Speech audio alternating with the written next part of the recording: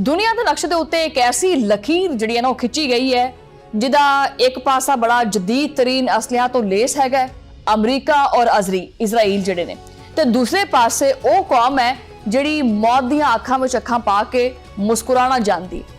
अज इस खौफनाक कशीदगी का 12वां दिन है, लेकिन फिजा दे विच अमन की खुशबू नहीं हैगी बल्कि बारूद का धुआं फैलिया होया है। तेहरान दी सड़कों तो लैके तल अबीब ते फौजी मराकज तक सिर्फ धमाकियां दी गूंज सुनाई देती है। और हुण ये जंग इस नहज ते पहुंच गई है जिथे वापसी का जिहड़ा राह हुंदा ना वो कोई भी नजर नहीं आता। पासदारान इनकलाब ने जदों ऑपरेशन वादा सादिक 4 का ऐलान किया तो इजराइल के दफाई माहिरीन के मत्थे के उत्ते पसीना आना शुरू हो गया।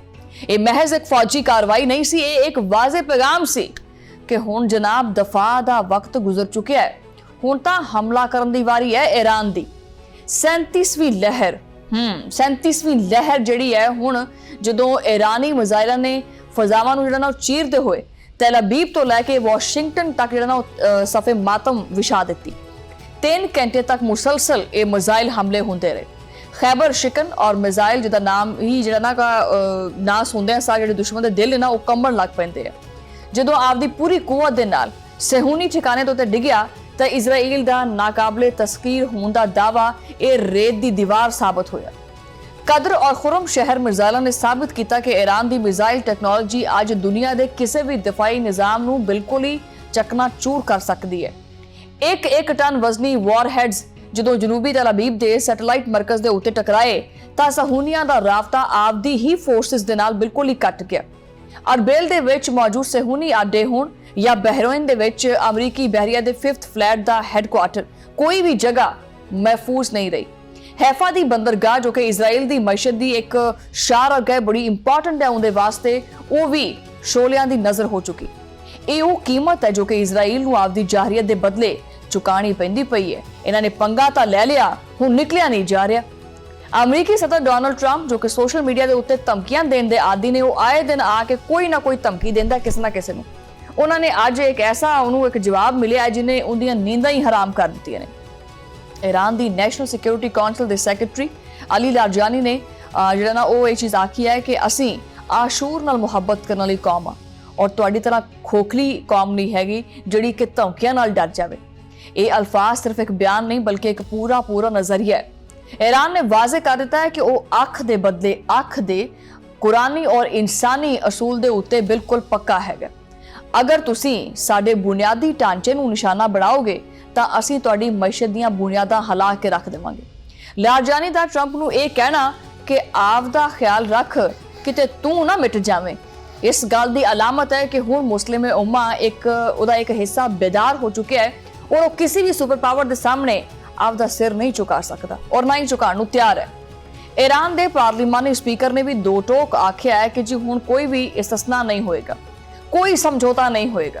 अगर जंग मुसलत होएगी तो ओदा अंजाम हुण तेहरान नहीं बल्कि तल अबीब और वाशिंगटन होएगा। अज व्हाइट हाउस दे विच खौफ दा राज है, थर कंबदे पे सारे। डोनाल्ड ट्रंप जिन्होंने इंतखाबी मुहिम के दौरान वड्डे दावे किए और आपदे ही मुशीरा नूं कोसदे पे है वो अज। अमरीकी सदर का यह कहना है कि मैनू तो मेरे मशीरा ने इस दलदल दे विच पाया, मैं तो आना ही नहीं चाह रहा सी। उन्हां दी इस सियासी नाकामी का एक किस्म का खुला एतराफ है। जैरेड कुशनर और स्टीव वर्गे लोगों ने ट्रंप नूं यह यकीन दिलाया कि ईरान चंद दिनों दे विच घुटने टेक देगा, लेकिन अज जनाब 140 अमरीकी फौजी दे जिहड़े फौजी हैगे ने उन्हां दे जख्मी होण दी और अरबों डॉलर्स के नुकसान तो बाद ट्रंप नूं जिहड़ा ना वो पॉइंट ऑफ नो रिटर्न याद आंदा पिया। अमरीका के अंदर ट्रंप की मकबूलियत का ग्राफ तेजी नाल थल्ले डिगदा पिया और 47% तो लैके 44% तक ये आना महज एक अदादोशुमार नहीं है बल्कि अमरीकी अवाम का आपदे सदर की जंगी पॉलिसी के उत्ते एक आदम एतमाद का इजहार करना है। 54% अमरीकी हुण इस जंग के खिलाफ खड़े हो चुके हैं। पेट्रोल दीयां वधदियां होईयां कीमतां, स्टॉक मार्केट का क्रैश होना और ताबूतां की वापसी ने अमरीका नूं ये चीज़ सोचने ते मजबूर कर दी है कि इजराइल की बका वास्ते अमरीकी खून बहाना ये बड़ा जरूरी है। असीं कादे वास्ते खून अपना जिहड़ा ना बहाईए। पूरी दुनिया की तवज्जो इस वक्त जिहड़ी है वो आबनाए हुरमस ते लगी हुई है। अच्छा, ये वो मुकाम है जिथों दुनिया की जिहड़ा ना 30% तो ज़्यादा जिहड़ी तेल की सप्लाई है वो लंघदी है। ट्रंप की धमकी है कि अगर बारूदी सुंगा ਨਾ ਹਟਾਈਆਂ ਤੇ ਕਹਿਰ ਬਰਸੇਗਾ। ਦਰਅਸਲ ਇਹ ਉਹਦੀ ਬੌਖਲਾਹਟ ਦਾ ਨਤੀਜਾ ਹੈ। ईरान ने आपना हुरमुज़ ਨੂੰ एक ऐसे मोहर के तौर पर इस्तेमाल किया जिन्हें आलमी मैशत ਨੂੰ यरगमाल बना लिया। अली लारजानी ਦਾ सोशल मीडिया ਦੇ ਉੱਤੇ ਦਿੱਤਾ ਗਿਆ ਬਿਆਨ ਬਿਲਕੁਲ ਵਾਜ਼ਿਹ ਹੈ ਕਿ ਆਪਣਾ हुरमुज़ ਤੋਂ ਸਭ ਤੋਂ ਪਹਿਲੇ ਖੁਸ਼ਹਾਲੀ ਦੀ ਜਿਹੜੀ ਗੁਜ਼ਰਗਾ ਹੋਏਗੀ ਜਾਂ ਜੰਗ ਪਸੰਦਾਂ ਵਾਸਤੇ ਸ਼ਿਕਸਤ ਦਾ ਗੜਾ ਬਣੇਗਾ। ਇਹ ਦੇਖਣਾ ਹੋਏਗਾ। ਅਗਰ ईरान ਆਪਦਾ ਤੇਲ ਨਹੀਂ ਵੇਚ ਸਕਦਾ ਤਾਂ ਸਾਊਦੀ ਅਰਬ, ਕੁਵੈਤ ਔਰ ਮੁਤਹਿਦਾ ਅਰਬ ਅਮਰਾਤ ਦਾ ਤੇਲ ਵੀ ਆਲਮੀ ਮੰਡੀਆਂ ਤੱਕ ਨਹੀਂ ਪਹੁੰਚੇਗਾ। ਜਦੋਂ ਅਮਰੀਕੀ ਬਹਿਰੀਆਂ ਦੀਆਂ 16 ਕਸ਼ਤੀਆਂ ਸਮੁੰਦਰ ਦੀਆਂ ਤਹਿਾਂ ਵਿੱਚ ਜਾ ਕੇ ਬਹਿੰਦੀਆਂ ਨਾ ਤਾਂ ਸਮਝ ਆਉਂਦੀ ਹੈ ਇਹਨਾਂ ਨੂੰ ਕਿ ਜਨਾਬ ਇਹ 1990 ਦੀ ਦਹਾਈ ਦਾ ਸਮੁੰਦਰ ਨਹੀਂ ਹੈ, ਇਹ 2026 ਦਾ ਜਦੀਦ ਔਰ ਮੁਸੱਲਾ ईरान ਹੈ। ਇਜ਼ਰਾਈਲ ਜਿਹੜਾ ਕਿ ਆਪਦੇ ਆਪ ਨੂੰ ਨਾਕਾਬਲੇ ਤਸਖੀਰ ਸਮਝਦਾ ਸੀ, ਉਹ ਸਮਝਦਾ ਸੀ ਕਿ ਸਾਡੇ ਤੱਕ ਕੋਈ ਬੰਦਾ ਪਹੁੰਚ ਹੀ ਨਹੀਂ ਸਕਦਾ। ਅੱਜ ਉਹ ਇਸ ਜਿਹੜੀ ਤਵੀਲ ਜੰਗ ਹੈ ईरान ਵੱਲੋਂ ਉਹਦੇ ਤੋਂ ਖੌਫਜ਼ਦਾ ਦਿਖਾਈ ਦਿੰਦਾ ਹੈ। ਹੁਣ ਤਾਂ ईरान ਦਾ ਨਾਮ ਸੁਣ ਕੇ ਹੀ ਥਰ-ਥਰ ਕੰਬਦਾ ਹੈ। इजरायली वज़ीर ख़ारजा का यह बयान कि असी लंबी जंग नहीं चाहते हैगे, दरअसल उहदी शिकस्त एक पहला कदम है कि किते ना किते वो तस्लीम कर गया कि असी हुण पिछे हटना चाहते हैं। यरूशलेम पोस्ट वर्गे जिहड़े अखबारात ने वो लिखते पे ने कि इजरायली मैशत तबाह हुंदी पई है, अवाम दा हुकूमत दे उत्ते एतमाद बिल्कुल ही उठ चुकिया है। तहरान दे उत्ते कीते गए फजाई हमले इजराइल दी ताकत नहीं बल्कि इहदी मायूसी दा इजहार है। ਉਹ ਤਹਿਰਾਨ ਦੀਆਂ ਸੜਕਾਂ ਦੇ ਉੱਤੇ ਜਿਹੜਾ ਮਜਮਾ ਹੈ ਉਹ ਦੇਖ ਕੇ ਖੌਫਜ਼ਦਾ ਨੇ ਔਰ ਇਹ ਕੌਮ ਬੰਬਾਰੀ ਤੋਂ ਜਿਹੜੀ ਡਰਨ ਦੀ ਬਜਾਏ ईरान ਦੀ ਕੌਮ ਹੈ ਨਾ ਉਹ ਬੰਬਾਰੀ ਤੋਂ ਡਰਦੀ ਨਹੀਂ ਹੈਗੀ ਬਲਕਿ ਉਹ ਨਾਰਾ ਤਕਬੀਰ ਬੁਲੰਦ ਕਰਦੀ ਹੈ। ਇਸ ਸੰਗੀਨ ਸੂਰਤ-ਹਾਲ ਦੇ ਵਿੱਚ ਦੁਨੀਆ ਦੇ ਦੀਗਰ ਖਿਡਾਰੀ ਵੀ ਮੈਦਾਨ 'ਚ ਆ ਚੁੱਕੇ ਹੈ। ਪਹਿਲਾ ਖਿਡਾਰੀ ਜਨਾਬ ਆ ਰਿਹਾ ਹੈ ਰੂਸੀ ਸਦਰ ਵਲਾਦੀਮੀਰ ਪੁਤਿਨ।